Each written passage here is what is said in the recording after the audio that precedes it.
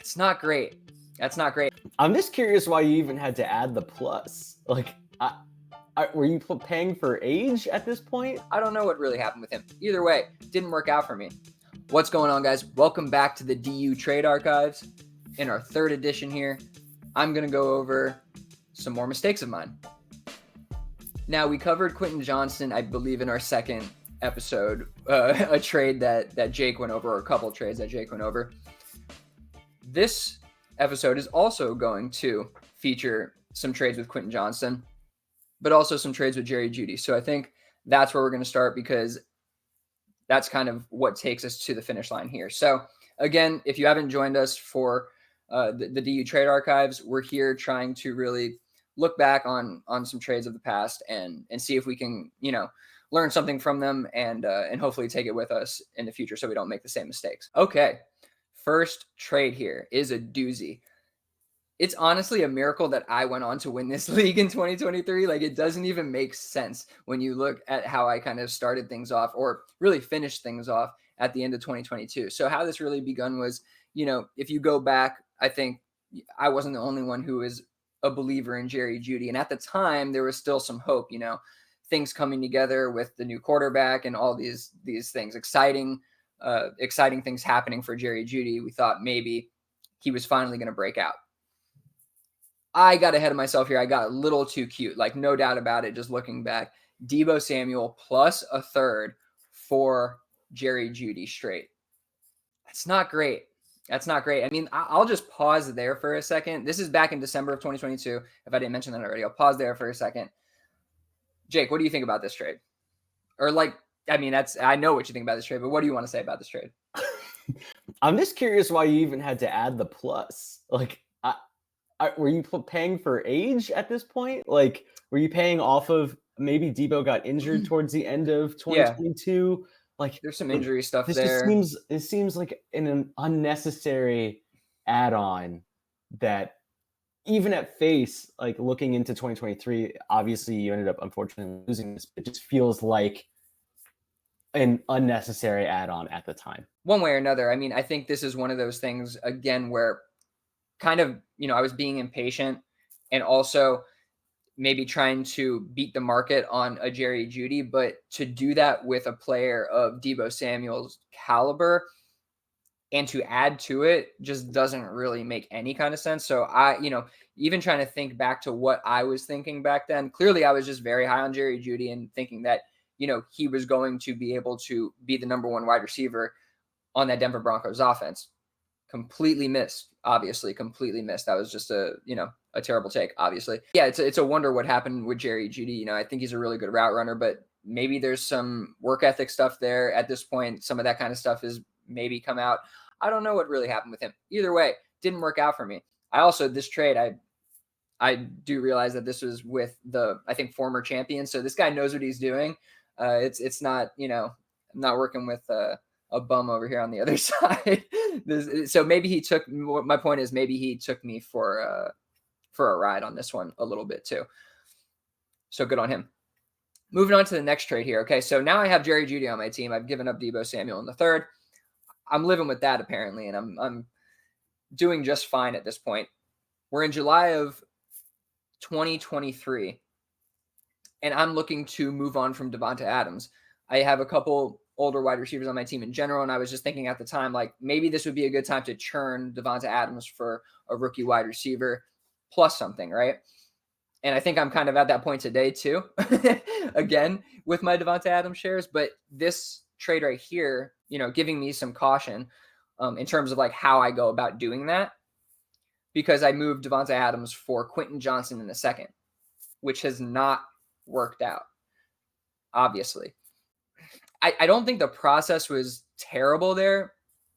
I mean, just kind of thinking, fast forwarding to today, talking in the Discord a little bit about making like a Davante Adams trade for a Josh Downs and like a second. These are all super flex leagues, this is one league, but this is a super flex league. The trade I'm talking about with Josh Downs is a 1 QB league, but it's, Josh Downs in a second for Davante Adams. It's probably kind of close, but you run that risk again of, Josh Downs either just being kind of a wide receiver 2-3 on his own team and never really giving you, any kind of meaningful difference-making production, or him being absolutely nothing and giving up Devonta Adams, who this year, he might just go off again, right? And this team is competitive that I'm talking about. So, and the team that I was making this trade on is competitive as well. So I'm trying to add a piece that is going to produce. So that was the idea here. It didn't work out. So I think it was okay process. But once I realized it didn't work out, I realized fast in October of the same year. It didn't take me long to say, Quentin Johnston's not it. Okay. What I decided to do was move Quentin Johnston for Christian Watson. Now, I'm not actually even a Christian Watson believer, but the thought process I remember here was, okay, Quentin Johnston is losing value fast, and he's unlikely to really gain more value or become what I want him to be just based on what I've seen. Christian Watson is going to maintain some value. He just has better market value because he's produced more and he's been better. So I figured if I could make this trade to somebody who still really believed in a Quentin Johnston, this would be beneficial for me. At least I could, flip him in and get some return on my investment that was greater than what Quentin Johnston would ever give me back. So I made that trade. And then quickly after that, 2 days later, just 2 days later, I was thinking to myself, again, just what I brought up. I'm not a Christian Watson guy. Maybe I can flip him. I figured, let me take two guys who have some promise and hope and see if I can turn them into a elite type option, or an option that has potential to get there, right? Who has potential to get to maybe a top 12. Let's put it in those terms. And so I went out seeking Brandon Ayuk. And so I took my shot and I traded both Jerry Jeudy and Christian Watson for Brandon Ayuk. And this is how I really overall fixed, I think, what were some really terrible trades, and that put me in a pretty bad position. And what's even funnier, I didn't even realize this, is that it all came back to another San Francisco wide receiver. It went from Debo and transitioned all through Jeudy and Quentin Johnston and all this stuff back to Brandon Ayuk. And it's not one for one. I didn't just lose Devonta Adams and all these players and only get Brandon Ayuk. There was other trades along the way with the second round picks that kind of happened, and I got other players. So there's a lot of other things that occurred with some of the pieces there. But I think this is a really good example of, a way to just continue to build on what you've done before and understand that you can fix bad trades by going out and seeking more trades. It's not like you just have to sit on your hands and be like, oh, I'm a terrible trader. I can't do this anymore. I think you have to actually continue to go out and, try to look at what you've done, be honest with yourself. Did I do the right thing, or did I do the wrong thing? And here I completely understood I did the wrong thing and tried to quickly adjust. And so, yeah, that's how I went about it. What do you think about all that, Jake? Yeah, I'm just going to take a couple of steps back. I really do want to talk, and I know you highlighted the process, but I think the process makes even more sense in trade 2 when we really just look at straight up draft capital and value for Quentin Johnston. If you take away the player and his output starting in late August, early September, when he's actually starting the NFL season, you're talking about somewhere between the 107 to 109 in most rookie drafts. 107 to 109 plus a 2024 second for Devonta Adams last offseason is great return, honestly. That is great return. That's what you're looking for Devonta. I think at that point, he was 30 or 31, going into a year with Jimmy Garoppolo as his quarterback, going in with a rookie quarterback as the backup, not knowing whether or not you were going to buy in on that. And it didn't really look particularly promising. So I could see selling relatively high, I think, for a aging out wide receiver.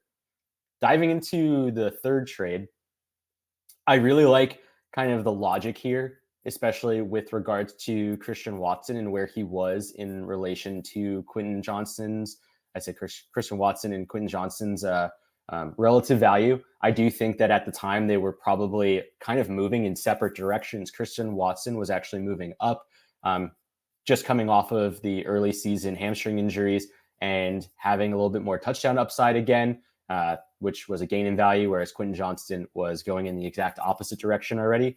Minimal target share, minimum snap share, just honestly torching his value early on in the season.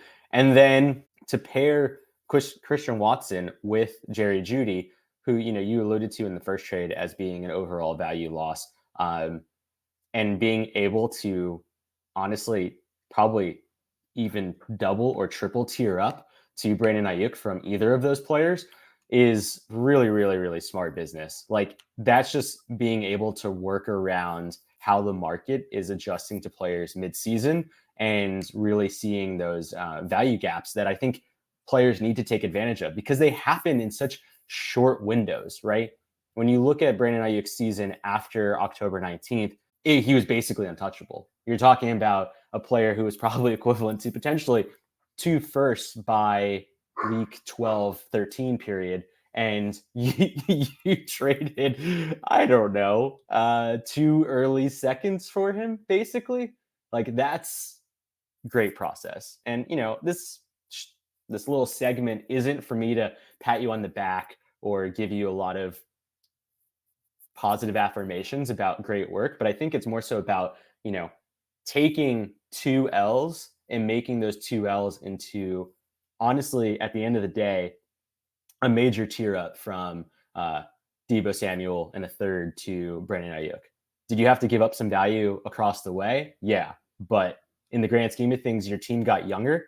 Your team got a more elite wide receiver, I think, at current age than Deebo and Devontae. And you were able to move in the right direction afterward with some value hit, obviously. Yeah. I mean, obviously, I finished this off with a fairly decent trade, but along the way, there was definitely some missteps. So, I mean, there can be as much praise as we want, but we're always going to be looking at the top of this picture and being like, what the hell just happened there? So, you do have to keep moving forward. And I think just like, the first and second episodes we did, it's really about where you end up. Hopefully you've learned something through going through the process with us. The idea obviously is that there are going to be missteps along the way, but you're trying to find solutions and end up on top at the end of the day, right? That's what we're trying to do here. So thank you for tuning in. Please subscribe and stay tuned for more.